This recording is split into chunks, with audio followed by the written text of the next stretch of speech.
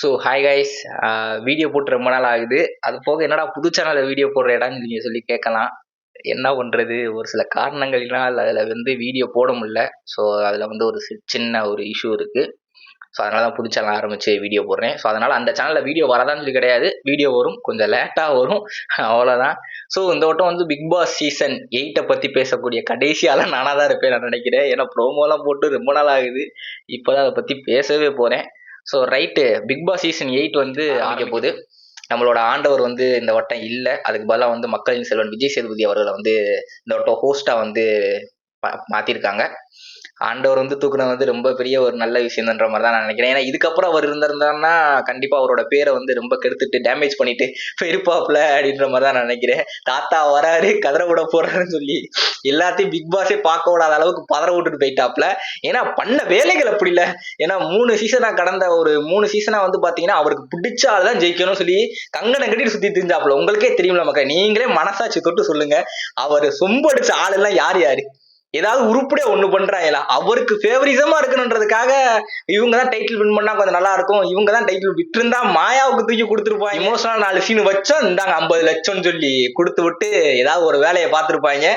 அது போக பூர்ணிமா நீங்க அவங்களோட ஃப்ரெண்டா, நீங்க ஜாலரா தட்டினீங்கன்னா வாங்க வாங்க உங்களுக்கு வந்தாங்க, உங்களுக்கு ஒரு 10 லட்சம், இந்த மாதிரி புறணி பேசிட்டு 4 பேரோட வாழ்க்கையை கெடுத்தீங்கன்னா உங்களுக்கு 10 லட்சம் நாங்க தருவோம் அப்படின்ற மாதிரி வந்து 2 பேத்துக்கு மாத்தி மாத்தி கொடுத்து விட்டு அனுப்பி விட்டுருப்பான்ற மாதிரி தான் நினைக்கிறேன்.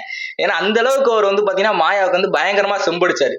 ஏன் மாயா இப்படிலாம் பண்றீங்க, இதுக்கப்புறம் இப்படிலாம் பண்ணாதீங்க அப்படின்ற மாதிரி வந்து அப்படியே கொஞ்சம் குழாவி எல்லாம் பேசி விட்டு என்னென்ன வேலையை பார்த்தாப்புல நமக்கு தெரியாதா ஒரு ப்ரோமோ விட்டுருந்தாங்க. கரெக்டா பிக் பாஸ் ஆரம்பிக்க போகுது அப்படின்ற மாதிரி வந்து ஒரு ப்ரோமோ விட்டுருந்தாங்க. அப்போ வந்து பாத்தீங்கன்னா எந்த கார்டெல்லாம் தூக்கணும் கரெக்டா தெரியுமா அப்படின்னு சொல்லிட்டு ஒரு சின்ன பையனை வச்சு கேட்டிருப்பாங்க. அது வந்து நம்மளோட கமல் அவர்கள் வந்து தாக்கப்பட்டார் அப்படின்ற மாதிரிலாம் நிறைய பேர் வந்து பேசியிருந்தாங்க. உங்களுக்கே தெரியும், ஏன்னா அது வந்து கமலை தாக்கி தான் பண்ணணுன்றதுக்காகவே பண்ணப்பட்ட ஒரு வேலை தான் அது.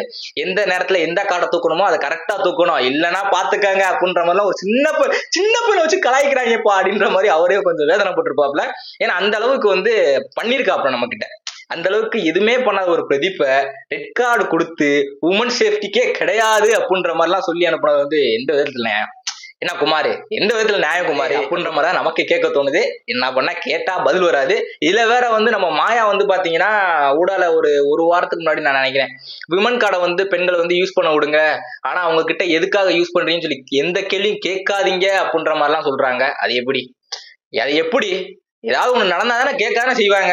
என்ன நடந்துச்சு, ஏது நடந்துச்சு, கரெக்டா நடந்திருக்கா, அவன் மேல தப்பு இருக்கா, இல்ல இந்த பிள்ளை மேல தப்பு இருக்கா அப்படின்னு சொல்லி கேட்காதானே செய்வாங்க. யாரா இருந்தாலும் கேட்பாங்க மக்களே, நீங்க நியாயமா சொல்லுங்க. யாரா இருந்தாலும் கேட்காதானே செய்வாங்க. அதைத்தான் நாங்க எல்லாரும் கேட்கிறோம். கேட்டா அது வந்து தப்புன்றாங்க. இப்போ வந்து பாத்தீங்கன்னா அவங்க வந்து விமன் கார்டு எல்லாம் யூஸ் பண்ணலாம் பெண்கள் அப்படின்ற மாதிரி எல்லாம் சொல்லி ஒரு போஸ்ட் எல்லாம் போட்டு விட்டு அவங்க ஒரு சர்ச்சையை கிளப்பி விட்டாங்க. எதுக்காகனா அவங்களுக்கே தெரிஞ்சிருச்சு, ஆஹா என்னென்ன ப்ரோமோல நம்மளே சேர்த்து தாக்குறாங்க அப்படின்ற மாதிரி அவங்களுக்கு தெரிஞ்சிருச்சு போல இருக்கு. இல்ல ஆண்டவரை தாக்கியிருக்காங்க. ஆண்டவரை தாக்குன உடனே அவங்களுக்கு பொங்கி புளியோதர மாதிரி எந்திரிச்சு எப்படி ஆண்டவரை பேசலாம், அவர் எவ்வளவு பெரிய நியாயஸ்தர் தெரியுமா அப்படின்ற மாதிரி வந்து அவங்க வந்து போஸ்ட் போட்டிருக்காங்கன்ற மாதிரி தான் நான் நினைக்கிறேன். ஸோ இப்பெல்லாம் அதெல்லாம் முடிஞ்சு போச்சு. ஸோ இப்போ வந்து பாத்தீங்கன்னா பிக் பாஸ் 8 வந்து 6ஆம் தேதி வந்து ஆரம்பிக்க போகுது. அதுக்கு முன்னாடி வந்து பாத்தீங்கன்னா ஒரு ப்ரீ ஷோ மாதிரி வந்து நடத்தலாம் அப்படின்ற மாதிரி வந்து கன்ஃபார்ம் நியூஸ் ஒன்று வந்து கிடைச்சிருக்கு. அதாவது ஓல்டு கண்டஸ்டன்ஸை வச்சு இந்த சீல் வந்து பாத்தீங்கன்னா மக்கள், அதாவது ரிவ்யூவர்ஸ், சாதாரண மக்கள்லாம் இருப்பாங்கல்ல, பார்ப்பாங்க பிக் பாஸ் ஷோ பார்ப்பாங்கல்ல, ஸோ அவங்கெல்லாம் கூப்பிட்டு உட்கார வச்சு 2 பேத்துக்கும் நீயா நானா டிபேட் நடக்கும்ல, ஸோ அந்த மாதிரியான ஒரு சில கேள்விகள்லாம் வச்சு பேசுவாங்க அப்படின்ற மாதிரிலாம் ஒரு சில விஷயங்கள்லாம் போய்கிட்டு இருக்கு. அது கன்ஃபார்ம் நியூஸ் தான். அதில் வந்து பார்த்தீங்கன்னா நிறையா ரிவ்யூவர்ஸ் எல்லாம் செலக்ட் பண்ணி வச்சிருக்காங்க. ஸோ பார்ப்போம் என்னதான் நடக்குன்னு சொல்லிட்டு. அதுக்கு முன்னாடியே வந்து பார்த்தீங்கன்னா பிக் பாஸ் ஷெட்ல இருந்து ஒருத்தர் வந்து கீழே வந்து அவர் வந்து பயங்கரமா அடிபட்டிருக்கு அப்படின்ற மாதிரி வந்து சொல்லியிருக்காங்க. பிக் பாஸ் செட்டு போட்டுக்கு இருக்கிறப்ப அவர் வந்து தவறி கீழே விழுந்துட்டாரு அப்படின்ற மாதிரி சொல்லியிருந்தாங்க. அவர் வந்து சீக்கிரமா குணமடைந்து வரணுன்றதுக்காக நான் கடவுள்கிட்ட வேண்டிக்கிறேன், நீங்களும் வேண்டிக்கோங்க. ஸோ மக்களே, பிக் பாஸ் ஆரம்பிக்க போகுது. ஆளும் புதுசு, ஆட்டமும் புதுசு, பார்ப்போம் என்னதான் பண்றாங்கன்னு சொல்லிட்டு. ஸோ விஜய் சேதுபதி அவர்கள் வந்து பாத்தீங்கன்னா எப்படி அவரோட ஸ்பீச் இருக்க போகுதுன்னு சொல்லி தெரியல. ஏன்னா மாஸ்டர் செஃப்லயும் அவர் வந்து ஹோஸ்டா இருந்தாப்ல, அந்த இடத்துல அவர் வந்து பெரிய அளவுல பிரதிபலன் காமிக்கல. பட் ஆனா இந்த இடத்துல வந்து அந்த மாதிரி இருக்க மாட்டாருன்னு நான் நினைக்கிறேன். ஏன்னா மக்களின் பிரதிநிதியா தான் உள்ளே போறாப்ல அப்படின்னு இருக்கிறப்ப எளிய மக்களின் கேள்விக்கெல்லாம் அவரோட எளிய வார்த்தைகளை வைத்து உள்ள இருக்கிறவங்களா சும்மா கிண்டி கிளறி எல்லாத்தையும் பண்ணிடுவாப்ல அப்படின்ற மாதிரி தான் நான் நினைக்கிறேன். ஸோ பொறுத்திருந்து பார்ப்போம் என்னதான் நடக்கும்னு சொல்லிட்டு. என்ன எல்லாத்துக்குமே ஜீரோ எக்ஸ்பெக்டேஷன் தான். விஜய் சேதுபதி வந்து என்ன பண்ணுவாப்ல ஏது பண்ணுவாப்லன்றது. ஸோ பொறுத்திருந்து பார்ப்போம். அது போக இந்த வட்டம் வந்து கமல் அவர்கள் வந்து 150 கோடி கேட்டனால வெளியே போயிருக்க மாட்டாப்ல. இதுக்கு மேல நம்ம எல்லாம் இருந்தோம்னா நம்ம பேரை நம்மளே நாரடிச்ச மாதிரி எதுக்கு நம்ம 150 கோடி கேட்கற மாதிரி கேட்போம். அவங்க வேணான்பாங்க, நம்ம அப்படியே ஓடி போயிரும் துண்டாக்கான துணியாக்கானு சொல்லிட்டு அப்படின்ற மாதிரி வந்து பிளான் பண்ணி வெளியே போனார்ன்ற மாதிரி தான் நான் நினைக்கிறேன். ஏன்னா ஊழலை வந்து அரசியல்ல வந்து ஊழல தேர்தல் நடந்துச்சுல, அப்போ வந்து பாத்தீங்கன்னா ஒரு பத்திரிகையாளர் வந்து ஒருத்தர் கேள்வி கேட்டிருப்பாப்ல, என்ன சார் டிவி தான் போட்டு உடைச்சிங்க அப்படின்ற மாதிரி கேள்வி கேட்கிறப்ப, ஏன் டிவி தானங்க உடைச்சேன், உங்க டிவியாங்க உடைச்சேன் போங்கங்க அப்படின்ற மாதிரி வந்து பேசினாப்ல. அப்பயே தெரிஞ்சு போச்சு, ஆஹா இவர் வந்து வேற சைடு தாவிட்டாரு அப்படின்ற மாதிரி. ஸோ இதை பொறுத்த வரைக்கும் இதுக்கப்புறம் அவர் உள்ள இருந்திருந்தாலும் கரெக்டா போஸ்ட் பண்ண மாட்டாரு அப்படின்ற மாதிரி தான் நினைக்கிறேன். இது வந்து அரசியல் களம் கிடையாது. ஸோ அரசியலை பத்தி வேணாம் தவிர்த்து விடுவோம் நண்பர்களே. வந்து யார் யாரெல்லாம் உள்ள போறாங்கன்றது வந்து லிஸ்ட் வந்து அந்த அளவுக்கு சரியா தெரியல. ஏன்னா மணிமேகலை அந்த பிரியங்கா அவங்களோட இஷ்யூ வந்தனால எல்லாமே அதை போட்டு வந்து டம்ப் பண்ணிருச்சு. ஸோ இது வந்து யாருக்குமே பெருசா தெரியல. மணிமேகலை பிரியங்கா அவங்க வந்து சண்டை போட்டு இதானது தவிர அதை கண்டென்ட் ஆக்கி அதை மில்க் பண்ணி என்ன மில்க் பண்ணிக்கிருக்காங்க, அது செத்து சுண்ணாம்பாய் போச்சு. அப்போ இருந்து இல்ல அதுல இருந்து நான் கண்டென்ட் எடுப்பேன் அப்படின்னு சொல்லிட்டு தோண்டி எடுத்து பேசிக்கிருக்காங்க. ஸோ அந்த காரணத்தினால பிக் பாஸோட அப்டேட்ஸ் வந்து எதுவுமே கிடைக்கல. இந்த சமயத்துல எல்லாம் பிக் பாஸ்க்கு வந்து ஒரு 4-5 ப்ரோமோ விட்டுருப்பாங்க, நல்ல நல்ல ப்ரோமோ. பட் ஆனா இந்த வட்டம் அப்படிலாம் எதுவுமே விடல.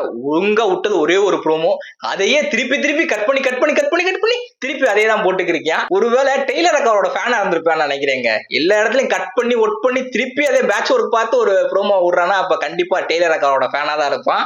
ஸோ அதனாலதான் வந்து அந்த அளவுக்கு வெட்டி ஒட்ட முடியுது.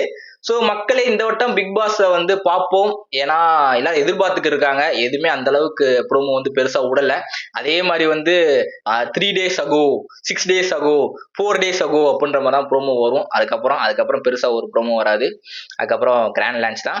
அதே மாதிரி நான் முன்னாடி சொன்ன மாதிரி தான் இந்த வட்டம் வந்து ஒரு ப்ரீ ஷோ வந்து ஒன்று நடக்க போகுது. அதாவது நீயா நானா மாதிரி பிக் பாஸ் ரிவ்யூ பண்றவங்க, அதுக்கப்புறம் சாதாரண மக்கள் வியூவர்ஸ், அங்கிட்டு வந்து பாத்தீங்கன்னா ஓல்டு கண்டஸ்டன்ஸ் அவங்களுக்கு கேட்க வேண்டிய கேள்வியில ஃபுல்லா கேட்கலாம். அதுக்கெல்லாம் ஒரு 4-5 யூடியூபர்ஸ் வந்து எடுத்து வச்சிருக்காங்க. அதெல்லாம் கன்ஃபார்ம் நியூஸ். மக்கள் இதை பத்தி நீங்க என்ன நினைக்கிறீங்க சொல்லிட்டு இந்த காம்பாக்ஸ் வந்து காம் பண்ணுங்க. அதே மாதிரி நிறைய பேர் வந்து இந்த வட்டம் லோகோ வந்து ரொம்ப சுமாரா இருக்கு ப்ரோ அப்படின்ற மாதிரிலாம் என்கிட்ட நிறைய பேர் வந்து சொன்னாங்க. இந்த வட்டம் இந்த பிக் பாஸ் அந்த லோகோ வந்து பாத்தீங்கன்னா 8 போட்டிருக்காங்கல்ல, அதெல்லாம் ரொம்ப பெருசா கிடையாது.